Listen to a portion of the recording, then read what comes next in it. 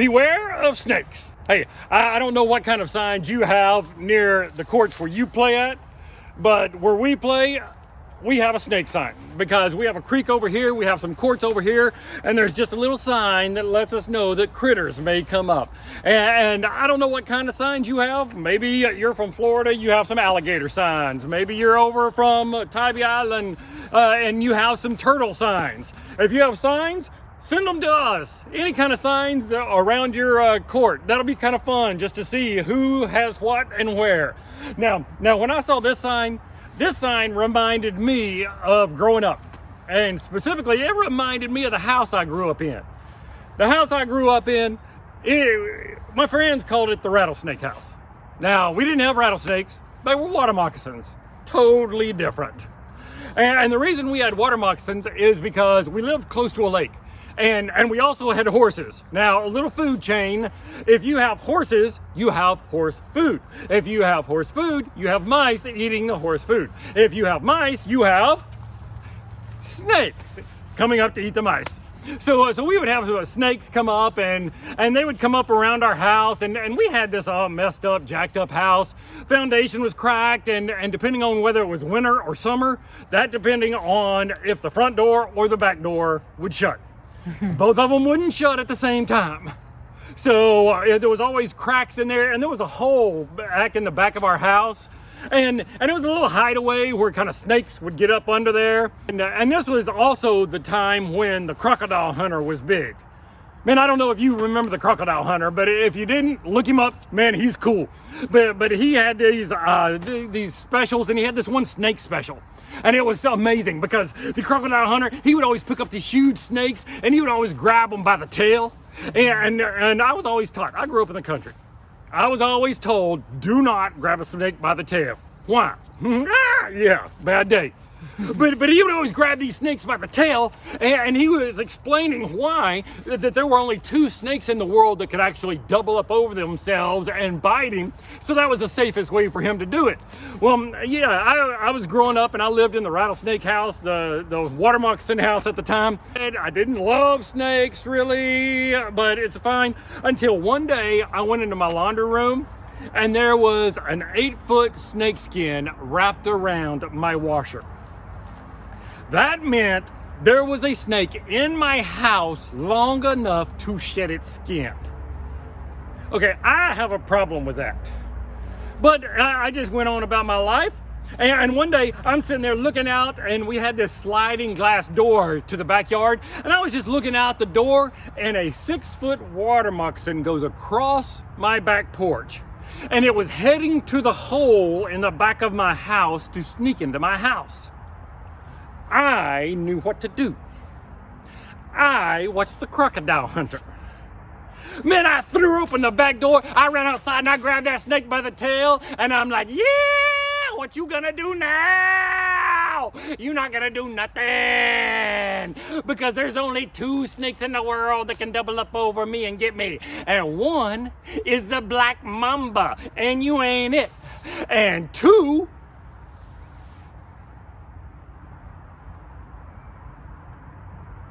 I could not remember what that second snake was. I didn't know if it was this one or not.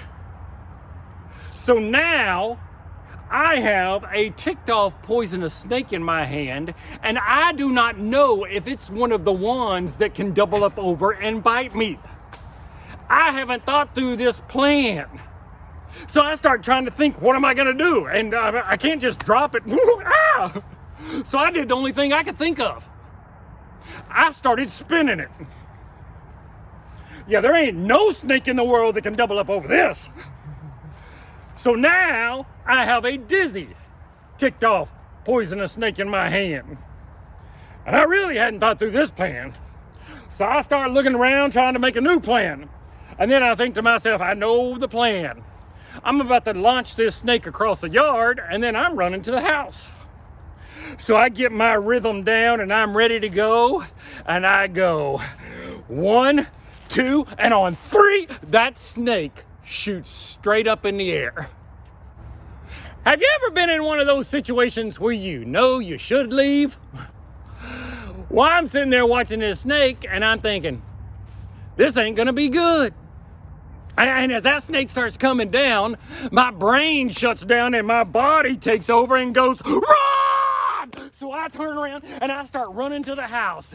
And I turn around and that snake, now something about water moccasins.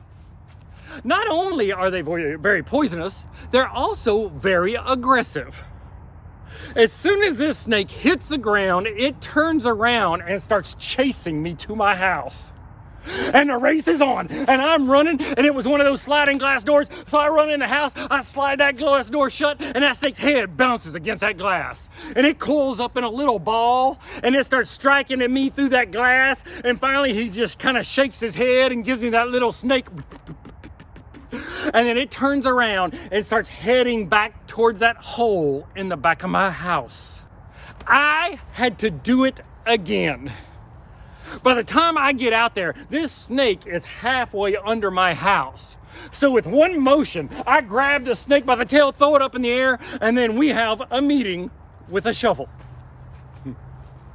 He lost his head. I found it. Now, hold on really quick. For the snake lovers out there, no snakes were harmed during the telling of this story. And let's continue. Hey, my name is Justin Lookadoo, and I'm your pickleball pastor. Welcome to the Pickleball Church. If this is your first time joining us, hit the subscribe button down below and join the movement to share the love of pickleball and Jesus. Now let's do this. And I don't know what kind of person you are. I don't know if you're a snake lover or not. Usually people are passionate one way or the other.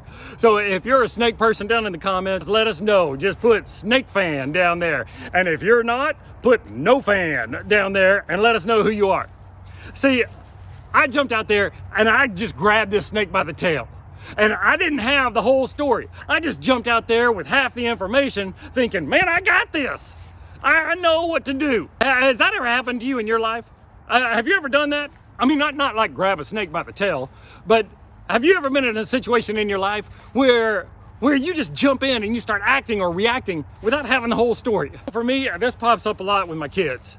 They'll be arguing or fighting or doing something, and all of a sudden I jump in with all my wisdom and my experience and my understanding, and I start telling them what to do and showing my brilliance, and they're getting in trouble, and I'm telling people, and I realize when they look at me with this shocked, surprised look on their face that I don't have a clue what's going on, that I jumped in the middle of this, and whatever I'm saying was not what was happening. See, there are times that I just jump in and I don't have the whole story. Proverbs 15:22, it says that plans go wrong from lack of counsel.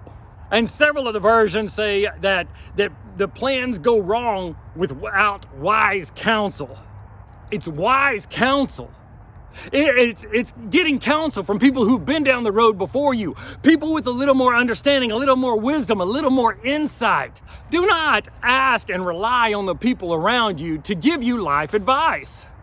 Ask people who've been down the road, who have gone before you.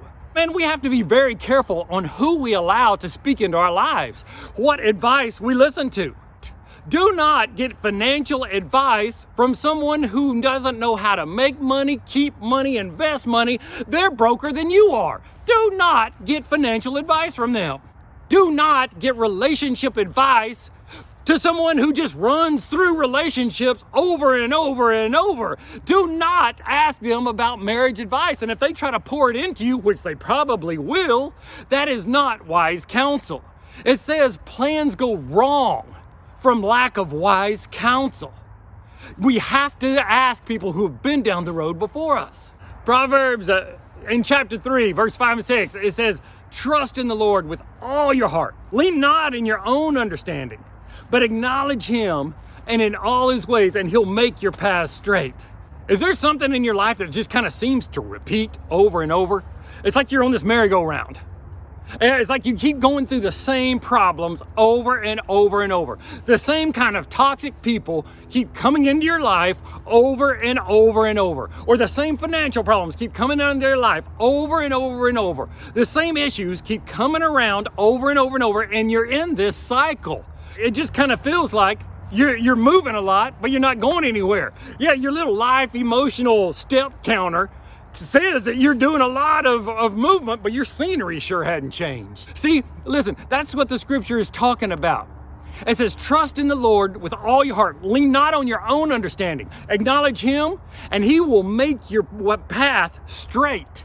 If you are trying to deal with life and life's issues with your own knowledge and your own understanding, you are destined to keep repeating it over and over and over. See, I jumped out there and I grabbed a snake by the tail with only a little bit of the story. There weren't the wise counsel. There were none of those running around, and I was trying to do it under my own understanding of the knowledge that I had. You do that in life, you grab some issue by the tail and you start trying to deal with it. You don't know if it's going to come up and bite you or not.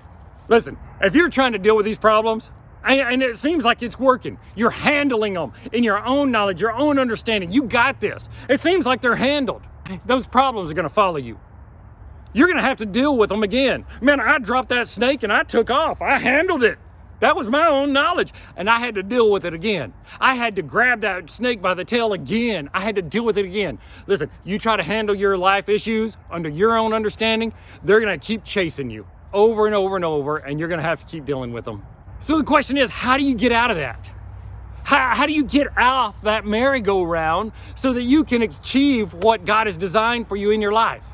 Listen, you find those wise counsels to speak into your life. You ask God for his understanding. You ask for his knowledge to see things in these problems that you cannot see. Then the scripture says he will make your path straight. He will give you the success. I mean, he will be able to allow you to make movement in your life. You will be able to advance. You will be able to see new scenery. And I promise you this, you will end up with new problems. Your problems will not be over, but they will be new problems. And the great thing about it is you'll know how to handle them.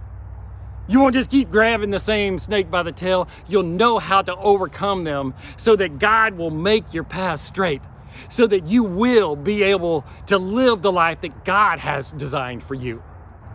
Hey, think about your life for just a second. Are there any situations that you can think of in your life that have been just repetitive? They just keep coming up over and over and over. Certain kinds of people, certain kinds of problems. If you notice those kind of things in your life, then maybe, just maybe, you've been trying to deal with them with your own understanding. Maybe you're just trying to do it on your own without the wise counsel. I invite you now to let go of that. To let go of that attitude of, I got this, I know what to do. And just look around. Find those wise counsels. Those people who can speak into your life, who've been down the road before you. Maybe it's just an invitation right now just to let it go and say, all right, God, I need your understanding. I need your knowledge. I need to be able to handle this by your wisdom. Because the way I've been doing it, the path isn't straight. It just keeps going around and around. And you want to have that straight path that God has planned for you. Just say, God, I need your knowledge and your understanding. And you allow him to give you the answers. Here's our Pickleball Church challenge. It's pretty simple this week. Send this video to several of your friends. Just click down in there, it says share, copy the link and text it to a few of your friends. Maybe just share it on your social media. Because just think about this. Just think about how amazing it would be if a group of us were in a straight path that God has designed for us. That we were living on our lives, not in our own understanding and in our own knowledge, but we were living it and handling our problems and dealing with life with the knowledge and the understanding and the wisdom that comes from God. Because it says, do not lean in our own understanding. In all of our ways, acknowledge him, and he will make our path straight. Share this video with several of your friends, and let's do this together. Let's get on the same path using the knowledge of God and the understanding of God, and let's just see where that will take us. Until next time, keep sharing the love of pickleball and Jesus.